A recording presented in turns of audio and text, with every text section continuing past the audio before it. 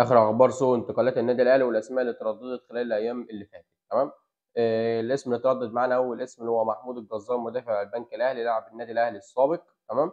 اللاعب اقترح من خلال الكابتن محمد يوسف، ولكن ما فيش حد من إدارة النادي الأهلي مقتنع باللاعب وشايفين إن هو لا يليق بالنادي الأهلي، وكلنا شفنا تجارب الكابتن محمد يوسف خلال الفترة اللي فاتت. قال لك نجيب أحمد رمضان بيكهام وما شفناش منه أي أداء كويس حتى الآن، واللاعب هيمشي بنهاية الموسم. وقال لك نجيب محمد شريف ويلعب مهاجم أساسي ولحد الآن ما أداش أداء مقنع، تمام.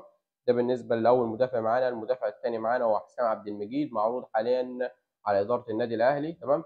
وطلع امبارح إبراهيم عبد الجواد وقال لك إن هو جاله عرض من سويسرا، وكالة أعمال اللي جايبة العرض لحسام عبد المجيد من سويسرا دي معروف تعاملها مع النادي الأهلي. وأنت قُل لي رأيك، هل شايف إن النادي الأهلي يتعاقد مع حسام عبد المجيد والّا اللاعب مش هيفيد النادي الأهلي؟ تمام.